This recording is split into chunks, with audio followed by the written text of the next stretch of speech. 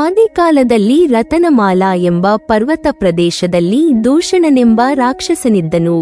ಆತ ವೇದಗಳಿಗೆ ಕಂಟಕ ಪ್ರಾಯನಾಗಿದ್ದ. ವೇದಪ್ರಿಯನೆಂಬ ವಿದ್ವಾಂಸನಿಗೆ ಉಪಟಳ ಕೊಡುತ್ತಿದ್ದನು. ವೇದಪ್ರಿಯನಿಗೆ ವಿವೇಕಿಗಳು, ಧೀರರು, ವಿದ್ವಾಂಸರೂ ಆದ 4 ಮಕ್ಕಳಿದ್ದರು. ಅವರು ತಂದೆಯಂತೆಯೇ ಶಿವಭಕ್ತರು. ರಾಕ್ಷಸನ ಉಪಟಳವನ್ನು ಸಹಿಸದೆ ಅವರು ಶಿವನನ್ನು ಕುರಿತು ತಪಸ್ಸು ಮಾಡಿ ಒಲಿಸಿಕೊಂಡರು. ಆಗ ಶಿವನು ಪ್ರತ್ಯಕ್ಷನಾಗಿ ಆ ದೂಷಣ ರಾಕ್ಷಸನನ್ನು ಸಂಹಾರ ಮಾಡಿದನು. ಮಹಾಕಾಲಾಂತಕನಾದ ರಾಕ್ಷಸನನ್ನು ಸಂಹಾರ ಮಾಡಿದ ನಿಮಿತ್ತ ಶಿವನಿಗೆ ಇಲ್ಲಿ ಮಹಾಕಾಲೇಶ್ವರನೆಂದು ಹೆಸರು ಬಂದಿತು. ಇಲ್ಲಿ ಶಿವನು ಲಿಂಗರೂಪದಲ್ಲಿದ್ದು ಜ್ಯೋತಿಯನ್ನು ಬೆಳಗುತ್ತಿರುವುದರಿಂದ ಜ್ಯೋತಿರ್ಲಿಂಗವೆಂದು ಹೆಸರು ಪಡೆದಿದೆ. ಈ ಜ್ಯೋತಿರ್ಲಿಂಗ ಮಧ್ಯಪ್ರದೇಶದಲ್ಲಿ ಮಹಾಕವಿ ಕಾಳಿದಾಸನಿಂದ ಪ್ರಸಿದ್ಧವಾದ ಉಜ್ಜಯಿನಿ ಎಂಬ ನಗರದಲ್ಲಿ ಕ್ಷಿಪ್ರಾ ನದಿಯ ದಂಡೆಯ ಮೇಲಿದೆ. ಸುಮಾರು 5000 ವರ್ಷದಿಂದಲೂ ಈ ಉಜ್ಜಯಿನಿ ನಗರವು ಪ್ರಸಿದ್ಧಿಯನ್ನು ಪಡೆದಿರುವುದು. ರಾಮಾಯಣ ಕಾಲದಲ್ಲಿ ಸುಗ್ರೀವನು ಈ ನಗರಕ್ಕೆ ಬಂದಿದ್ದನಂತೆ. ಶ್ರೀಕೃಷ್ಣ, ಬಲರಾಮ, ಸುಧಾಮ ಇವರೆಲ್ಲರೂ ಈ ನಗರದಲ್ಲಿ ಶಿಕ್ಷಣ ಪಡೆದರೆಂದು ಪ್ರತೀತಿ. ಬಾಣಭಟ್ಟನು ತನ್ನ ಕಾದಂಬರಿಯನ್ನು, ಶೂದ್ರಕನು ಮೃಚ್ಛಕಟಿಕ ನಾಟಕವನ್ನು, ಸೋಮದೇವನು ತನ್ನ ಕಥಾಸರಿತ್ ಸಾರವನ್ನು ಮತ್ತು ಮಹಾಕವಿ ಕಾಳಿದಾಸನು ತನ್ನ ಅನೇಕ ಗ್ರಂಥಗಳನ್ನು ಈ ನಗರದಲ್ಲಿಯೇ ಬರೆದರೆಂದು ತಿಳಿದು ಬರುವುದು. ವರಾಹಮಿರರು ಜ್ಯೋತಿಷ್ಯ ಗಣಿತ ಜ್ಞಾನದ ಮೊದಲನೆಯ ವೇಧಶಾಲೆಯನ್ನು ಇಲ್ಲಿಯೇ ಪ್ರಾರಂಭಿಸಿದರು. ಈ ನಗರವು ಸಂಸ್ಕೃತ ವಿದ್ಯೆಯ ಆದಿಪೀಠ ಮತ್ತು ಧರ್ಮಜ್ಞಾನ, ಈ ತ್ರಿವೇಣಿ ಸಂಗಮ ಈ ನಗರ.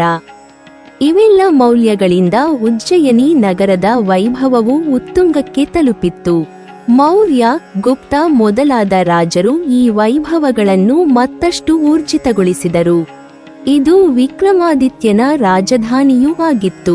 ರಾಜ ಭರತೃಹರಿಯ ಶತಕತ್ರಯ, ವಾಸವದತ್ತ ಮತ್ತು ಉದಯನ ಇವರ ಪ್ರೇಮ ಕಥೆ, ಭವಭೂತಿಯ ಸೃಷ್ಟಿ ಸೌಂದರ್ಯದ ವರ್ಣನೆ ಇವೆಲ್ಲವೂ ಉಜ್ಜಯಿನಿ ನಗರದಲ್ಲಿಯೇ ಹುಟ್ಟಿ ಬಂದವು. ಪೂರ್ವಕಾಲದಲ್ಲಿ ಚಂದ್ರಸೇನ ರಾಜನೆಂಬವನು ಒಮ್ಮೆ ಶಿವನನ್ನು ಪೂಜಿಸುವ ಸಮಯದಲ್ಲಿ ಗೋಪಾಲಕನೋರ್ವ ಅಲ್ಲಿ ಬಂದು ರಾಜನ ಪೂಜೆಯನ್ನು ಕಂಡು ಅವನಲ್ಲಿಯೂ ಶಿವಭಕ್ತಿಯುಂಟಾಯಿತು. ಆತನು ಒಂದು ಗುಂಡು ಕಲ್ಲನ್ನು ತೆಗೆದುಕೊಂಡು ಮನೆಗೆ ಹೋಗಿ ಅದುವೇ ಶಿವಲಿಂಗವೆಂದು ಪೂಜಿಸ ಹತ್ತಿದನು. ಆ ಸಮಯದಲ್ಲಿ ತನ್ನ ತಾಯಿಯು ಎಷ್ಟೇ ಕರೆದರೂ ಅದರ ಕಡೆಗೆ ಲಕ್ಷ್ಯಗೊಡದೆ ತನ್ನ ಪೂಜೆಯಲ್ಲಿಯೇ ಮಗ್ನನಾಗಿರುತ್ತಿದ್ದನು. ಇದನ್ನು ಕಂಡು ಆ ತಾಯಿಗೆ ಸಿಟ್ಟು ಬಂದು ಆ ಮಗುವು ಪೂಜಿಸುತ್ತಿದ್ದ ಗುಂಡುಕಲ್ಲನ್ನು ಎತ್ತಿ ಬೀಸಿ ಹೊರಗುಗೆದಳು. ಇದರಿಂದ ಆ ಬಾಲಕನು ಅಳುತ್ತಾ ಮೂರ್ಛೆ ಹೋಗಿ ಬಿದ್ದನು. ಆ ಸಮಯದಲ್ಲಿ ಚಮತ್ಕಾರವೊಂದು ನಡೆಯಿತು.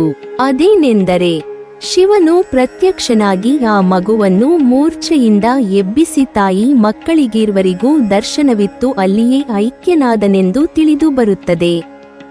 ತದನಂತರ ಈ ಸಂಗತಿಯು ಚಂದ್ರಸೇನ ರಾಜನಿಗೆ ತಿಳಿಯಲು ಗೋಪಾಲಕನ ಮನೆಗೆ ಬಂದು ಸಂಗತಿಯನ್ನು ತಿಳಿದುಕೊಂಡು ಶಿವನು ಅದೃಶ್ಯನಾದ ಸ್ಥಳದಲ್ಲಿ ಆಗಿಸಿ ನೋಡಲಾಗಿ ಅಲ್ಲಿ ಜ್ಯೋತಿರ್ಮಯವಾದ ಲಿಂಗ ಕಂಡು ಬಂದಿತು. ಆ ಸ್ವಯಂಭೂ ಲಿಂಗವನ್ನು ರಾಜನು ಪ್ರಾಣ ಪ್ರತಿಷ್ಠಾಪನೆ ಮಾಡಿ ಅಲ್ಲೊಂದು ಭವ್ಯ ಮಂದಿರವನ್ನು ಕಟ್ಟಿಸಿದನಂತೆ. ಈಗಿರುವ ಮಂದಿರವೇ ಅದೇ ಎಂದು ಹೇಳುವರು. ಮಂದಿರವು ಅತ್ಯಂತ ವಿಶಾಲವೂ ಭವ್ಯವೂ ಇದೆ. ಮಂದಿರದ ಶಿಖರವು ಬೃಹದಾಕಾರವೂ ಕಲಾತ್ಮಕವಾಗಿ ಸುಂದರವಾಗಿಯೂ ಇದ್ದು ಕಣ್ಮನಗಳನ್ನು ಸೆಳೆಯುವುದು. ಮಂದಿರದಲ್ಲಿ ಮಹಾಕಾಲೇಶ್ವರನ ಲಿಂಗವು ಸಾಲಿಗ್ರಾಮ ಶಿಲೆಯದ್ದಿದ್ದರೆ ಅದರ ಕವಚವು ಬೆಳ್ಳಿಯದು. ಲಿಂಗಕ್ಕೆ ನಾಗಭೂಷಣವಿದ್ದು ಭಸ್ಮಲೇಪಿತವಿರುತ್ತದೆ. ಶಿವಲಿಂಗದ ಸುತ್ತಲೂ ವಿಶಾಲವಾದ ಪಾಣಿಪೀಠ. ಮಂದಿರವು ತ್ರಿಖಂಡಿಯಾಗಿದೆ. ತಳಭಾಗದಲ್ಲಿ ಮಹಾಕಾಲೇಶ್ವರನ ಲಿಂಗ, ಮೇಲ್ಗಡೆಯಲ್ಲಿ ಓಂಕಾರೇಶ್ವರ ಲಿಂಗ ಮತ್ತು ಮೂರನೆಯ ಭಾಗದಲ್ಲಿ ನಾಗಚಂದ್ರೇಶ್ವರ ಲಿಂಗ. ಇವುಗಳ ದರ್ಶನವು ನಾಗಪಂಚಮಿಯ ದಿನದಂದು ಮಾತ್ರ ಲಭ್ಯ. ಮಂದಿರದಲ್ಲಿ ಸದಾಕಾಲವೂ ಎಣ್ಣೆ ಹಾಗೂ ತುಪ್ಪದ ದೀಪಗಳ ನಂದಾದೀಪ ಪ್ರಜ್ವಲಿಸುತ್ತಿರುವುದು. ಮಹಾಕಾಲೇಶ್ವರನಿಗೆ ವರುಷ ಪರ್ಯಂತ ಅನೇಕ ಉತ್ಸವಗಳು ಜರುಗಿದರೂ ಅವುಗಳಲ್ಲಿ ಶಿವರಾತ್ರಿಯ ಭಸ್ಮಾರತಿ, ಮತ್ತು ಸಿಂಹಸ್ಥ ಗುರು ಸಿಂಹರಾಶಿಯನ್ನು ಪ್ರವೇಶಿಸುವ ಸಂದರ್ಭದಲ್ಲಿ ಜರುಗುವ ಕುಂಭಮೇಳ ಉತ್ಸವ. ಇವೆರಡುಗಳು ಬಹಳ ಮಹತ್ವವನ್ನು ಪಡೆದಿರುವವು. ಆಗ ಲಕ್ಷೋಪಲಕ್ಷ ಭಕ್ತರು ಸೇರುವರು. ಉಜ್ಜಯಿನಿಯಲ್ಲಿರುವ ಈ ಕ್ಷೇತ್ರವು ಸ್ವಚ್ಛತೆಯನ್ನೇ ಬಿಂಬಿಸುವ ಕನ್ನಡಿಯಂತಿದೆ. ಮಂದಿರದ ಅರ್ಚನೆಗಾಗಿ 16 ಮಂದಿ ಪಂಡಿತರಿರುವರು. ಸಮಯಾನುಸಾರ ಎಲ್ಲರಿಗೂ ಪೂಜೆಯ ಹಕ್ಕು ದೊರೆಯುವ ಅವಸ್ಥೆಯುಂಟು. ಶಿವರಾತ್ರಿಯಂದು ಬರುವ ಪಾಳಿಯ ಮಹಂತರಿಗೆ ಸೌಭಾಗ್ಯವೆಂದೇ ತಿಳಿಯಬೇಕು. ಶಿವರಾತ್ರಿಯಂದು ಬರುವ ಪಾಳಿಯ ಮಹಂತರು ಮುಖ್ಯ ಅರ್ಚಕರೆನಿಸಿದರು. ಇನ್ನುಳಿದ ಮಹಂತರು ಸಹಕರಿಸಿ ಶಿವರಾತ್ರಿಯ ಉತ್ಸವವನ್ನು ಒಳ್ಳೆ ಯಶಸ್ವಿಯಾಗಿ ಪೂರೈಸುವರು. ಶಿವರಾತ್ರಿ ಶಿವನಿಗೆ ಪ್ರೀತಿ. ಹೀಗಾಗಿ ಇಲ್ಲಿಯ ಶಿವಲಿಂಗಕ್ಕೆ ಬಹಳ ವಿಜೃಂಭಣೆಯ ಪೂಜೆ ನೆರವೇರಿಸುತ್ತಾರೆ. ಈಶ್ವರ ಭಸ್ಮಲಿತ, ಆತನ ಪ್ರೀತಿಯ ಲೇಪನ ಭಸ್ಮ. ಆದ್ದರಿಂದ ಆತನನ್ನು ಬೋಧಿ ಬಡಕನೆಂದು ನಗೆ ಮಾತಿನಲ್ಲಿ ಕರೆಯುವ ರೂಢಿ. ಹೀಗಾಗಿ ಇಲ್ಲಿ ಆತನಿಗೆ ಜರುಗುವ ಭಸ್ಮಾರತಿ ಎಂಬ ಉತ್ಸವಕ್ಕೆ ಬಹಳ ಮಹತ್ವ. ಬೆಳಗಿನ 4 ಗಂಟೆಗೆ ಜರುಗುವ ಭಸ್ಮಾರತಿಯು ನೋಡತಕ್ಕದ್ದು. ಬೆಳಗಿನ ಕೊರೆಯುವ ಚಳಿಯಲ್ಲಿಯೂ ಪಕ್ಕದ ತಣ್ಣೀರಿನ ಕುಂಡದಲ್ಲಿ ಸ್ನಾನ ಮಾಡಿ ಬಾಯಲ್ಲಿ ಏನೂ ಹಾಕಿಕೊಳ್ಳದೆ ಮೌನಿಯಾಗಿ ಬಂದು ಭಸ್ಮಾರತಿಯನ್ನು ನೋಡುವುದೇ ಒಂದು ಸೌಭಾಗ್ಯ. ಈ ಭಸ್ಮಾರತಿಯು ಶಿವರಾತ್ರಿಯಂದು ಮಾತ್ರ ನಡೆಯುತ್ತದೆ. ಇದು ಉಜ್ಜಯಿನಿಯ ಮಹಾಕಾಲೇಶ್ವರನಿಗಲ್ಲದೆ ಮತ್ತಾವ ಈಶ್ವರ ಲಿಂಗಕ್ಕೂ ಜರುಗುವುದಿಲ್ಲ. ಶಿವರಾತ್ರಿಯಂದು ಸುವರಾರು ರಾತ್ರಿ 11 ಗಂಟೆಗೆ ಮಹಾಕಾಲೇಶ್ವರನಿಗೆ ಜಲಾಭಿಷೇಕ. ಕ್ಷಿಪ್ರಾ ನದಿಯ ಪವಿತ್ರ ಜಲದಿಂದ ಲಿಂಗದ ಅಂಗವನ್ನೆಲ್ಲ ಉಜ್ಜಿ ಸ್ನಾನ. ಆಮೇಲೆ ದುಗ್ಧದಿಂದ ಮಜ್ಜನ. ಕೊನೆಗೆ ಜಲದಿಂದ ಲಿಂಗವನ್ನೆರೆದು ಗಂಧಾಕ್ಷತೆ, ಪುಷ್ಪಾಲಂಕಾರ, ನಂತರ ಗಂಧ, ಧೂಪ, ದೀಪಾರತಿ. ಇದನ್ನೆಲ್ಲ ಪೂರೈಸಲು ಕನಿಷ್ಠ 3 ಗಂಟೆಗಳಾದರೂ ಬೇಕು. ತದನಂತರ ಜರುಗುವುದೇ ಭಸ್ಮಾರತಿ. ಆ ಪೂರ್ವದಲ್ಲಿ ಲಿಂಗವನ್ನು ನಿರ್ಮಾಲ್ಯ ಮಾಡಿ ನಗ್ನವಾಗಿ ಉಳಿಸುವರು. ಶುಭ ತಿಳುವಾದ ವಸ್ತ್ರದಲ್ಲಿ ಭಸ್ಮವನ್ನು ಕಟ್ಟಿ ಆ ಗಂಟನ್ನು ಶಿವಲಿಂಗದ ಮೇಲೆಲ್ಲ 4 ಬದಿಗೂ ಅಲುಗಾಡಿಸುವರು. ಆಗ ಆ ಭಸ್ಮದ ನವಿರಾದ ಧೂಳಿನ ಕಣಗಳು ವಸ್ತ್ರದ ರಂಧ್ರದಿಂದ ತುಂತುರು ತುಂತುರವಾಗಿ ನುಸುಳಿ ಬಂದು ಶಿವಲಿಂಗದ ತುಂಬೆಲ್ಲ ಆವರಿಸುವವು. ಈ ಕಾರ್ಯವು ಕನಿಷ್ಠ ಅರ್ಧ ಗಂಟೆಯ ಪರ್ಯಂತವೂ ಸಾಗುವುದು. ಆಗ ಶಿವಲಿಂಗವು ಭಸ್ಮದ ಧೂಳಿಯಿಂದ ಸಂಪೂರ್ಣ ಆಚ್ಛಾದಿತವಾಗಿ ಭೋಳಾ ಶಂಕರನಂತೆ ಕಾಣುವುದು. ಇದನ್ನೇ ಭಸ್ಮಾರತಿ ಎಂದು ಕರೆಯುವರು. ಬೆಳಗಿನ 4 ಗಂಟೆಗೆ ಜರುಗುವ ಭಸ್ಮಾರತಿಯನ್ನು ನೋಡಿದ ಭಕ್ತರು ಧನ್ಯರಾಗುವರು. ಆ ಸಮಯದಲ್ಲಿ ಲಿಂಗಕ್ಕೆ ಯಾವ ಅಲಂಕಾರಗಳೂ ಇರುವುದಿಲ್ಲ. ಬರೀ ನಗ್ನ ಲಿಂಗ. ಭಸ್ಮಾರತಿಯು ಭವ್ಯ ದಿವ್ಯವೆನಿಸುವುದು. ಲಘುರುದ್ರದ ಪಠಣದೊಂದಿಗೆ ಲಿಂಗಕ್ಕೆ ಭಸ್ಮ ಸ್ನಾನ. ಸ್ನಾನಾನಂತರ ಭಸ್ಮಾರತಿ ಇರುವುದೊಂದು ಅಪ್ರತಿಮ ಅನುಭವದ ಪ್ರತೀತಿ. ಭಸ್ಮಾರತಿಯ ನಂತರ ಪುನಃ ಲಿಂಗವನ್ನು ಜಲ, ದುಗ್ಧ, ಪಂಚಾಮೃತಗಳಿಂದ ಎರೆದು ಕೊನೆಗೆ ಶುದ್ಧ ಜಲದಿಂದ ಮಜ್ಜನ ಮಾಡಿಸಿ ಗಂಧಾಕ್ಷತೆ, ಪುಷ್ಪಾಲಂಕಾರ, ಜಟಾಜೂಟಮಯವಾದ ಕಿರೀಟ, ನಾಗಾಭರಣ, ಚಂದ್ರಬಿಂಬ, ಗಂಗಾಧಾರೆ, ಕೊರಳಲ್ಲಿ ರುಂಡಮಾಲೆಯ ಕಂಠಾಭರಣ, ಕರಗಳಲ್ಲಿ ತ್ರಿಶೂಲ, ಡಮರು ಮುಂತಾದ ಸಕಲಂಕಾರಗಳಿಂದ ಲಿಂಗವನ್ನು ಆಭೂಷಿಸಿ ಮಹಾದೇವನನ್ನಾಗಿ ಮಾಡುವರು. ಆಗ ಆತನಿಗೆ ಮಂತ್ರ ಘೋಷದಿಂದ ಅನೇಕ ಬಗೆಯ ಧೂಪ ದೀಪಗಳ ಮಂಗಳಾರತಿಯನ್ನು ಬೆಳಗುವರು. ಆಗ ಕರ್ಣಗಳಿಗೆ ಸುಮಧುರವಾದ ಘಂಟೆ, ಜಾಗಟೆ, ಡಮರುಗಳ ನಿನಾದ ಗಗನ ತಲುಪಿ ಪ್ರತಿಧ್ವನಿ ಗೈದು ಭಕ್ತ ಕೋಟಿಯನ್ನು ಬಡಿದೆಬ್ಬಿಸುವುದು.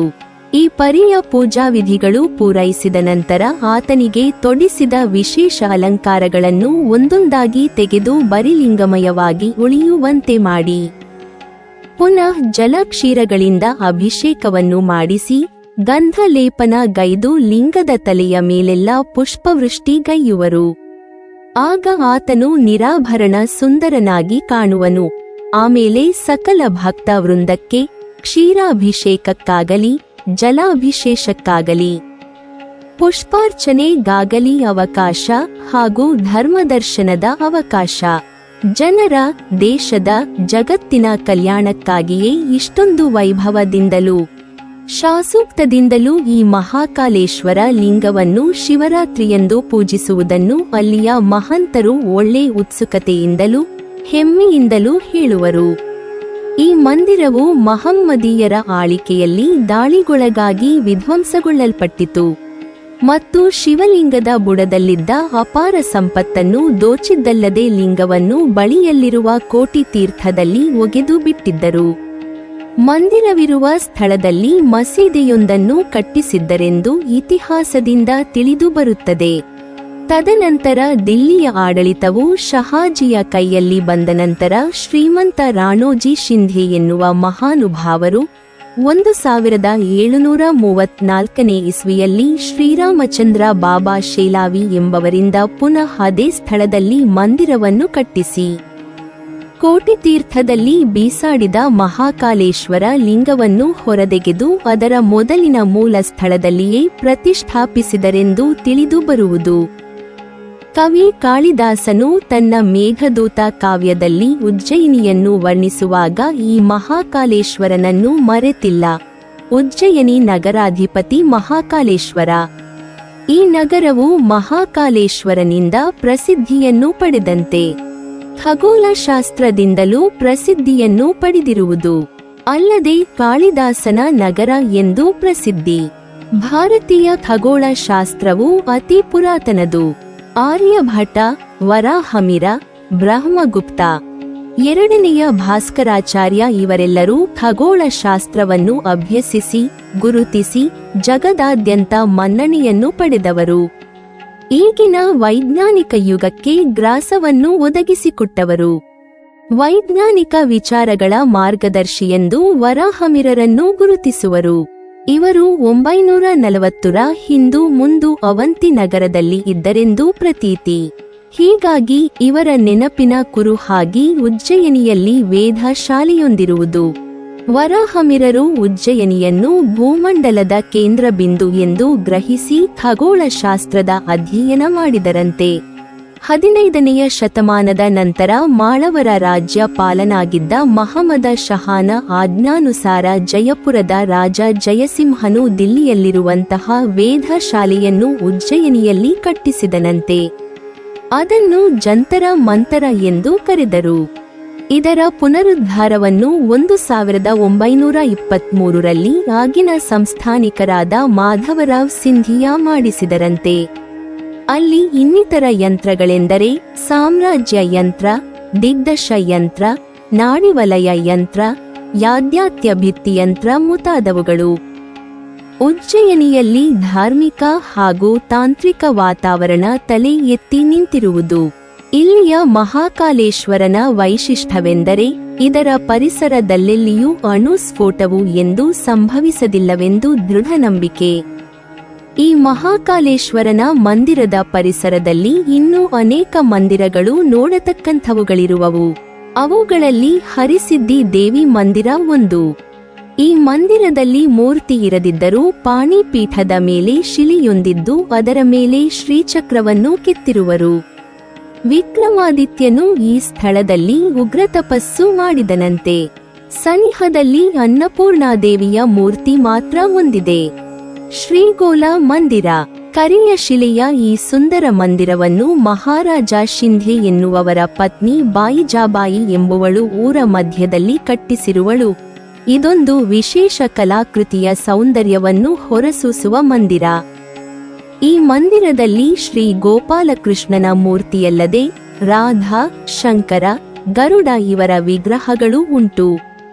ಅಲ್ಲದೆ ಈ ಮಂದಿರವನ್ನು ಕಟ್ಟಿಸಿದ ಬಾಯಿಜಾಬಾಯಿಯ ಕಲ್ಲಿನ ಮೂರ್ತಿಯೂ ಇದೆ. ಮಹಾಕಾಳಿ ಮಂದಿರ. ಕವಿ ಕಾಳಿದಾಸನು ಈ ಮಹಾಕಾಳಿಯ ಉಪಾಸನೆಯನ್ನು ಮಾಡಿ ಸಿದ್ಧಿ ಪಡೆದು ಅವಳ ಅನುಗ್ರಹದಿಂದ ಮಹಾಪಂಡಿತನಾದನು. ಈ ದೇವಿಯ ಧ್ಯಾನ ಅತ್ಯಂತ ಉಗ್ರ. ಇವಳು ಚಾಮುಂಡಿ ಉಗ್ರಮೂರ್ತಿಯಾದ ರುದ್ರನಿಗಿಂತಲೂ ಹೆಚ್ಚೆಂದು ತಿಳಿಯುವರು. ಅದಕ್ಕೆ ಇವಳನ್ನು ಮಹಾಕಾಳಿಯೆಂದು ಕರೆಯುವರು. ಕಾಳಿದಾಸನು ಇವಳ ಸಮ್ಮುಖದಲ್ಲಿಯೇ ತನ್ನ ನಾಲಿಗೆಯನ್ನು ಕಿತ್ತು ಇತ್ತನೆಂದು ದೇವಿಯ ಅನುಗ್ರಹದಿಂದ ಮತ್ತೆ ಪಡೆದನೆಂದು ಹೇಳುವರು. ನೀವಿನ್ನೂ ನಮ್ಮ ಚಾನಲನ್ನು ಸಬ್ಸ್ಕ್ರೈಬ್ ಮಾಡಿಲ್ವಾ? ಹಾಗಾದರೆ ಈ ಕೂಡಲೇ ನಮ್ಮ ಇತಿಹಾಸ ದರ್ಶನ ಚಾನೆಲ್ ಅನ್ನು ಸಬ್ಸ್ಕ್ರೈಬ್ ಮಾಡಿ ಮತ್ತು ಪಕ್ಕದಲ್ಲಿರುವ ಬೆಲ್ ಐಕಾನ್ ಅನ್ನು ಪ್ರೆಸ್ ಮಾಡಿದರೆ ನಮ್ಮ ಹೊಸ ವಿಡಿಯೋಗಳನ್ನು ನೋಡಬಹುದು.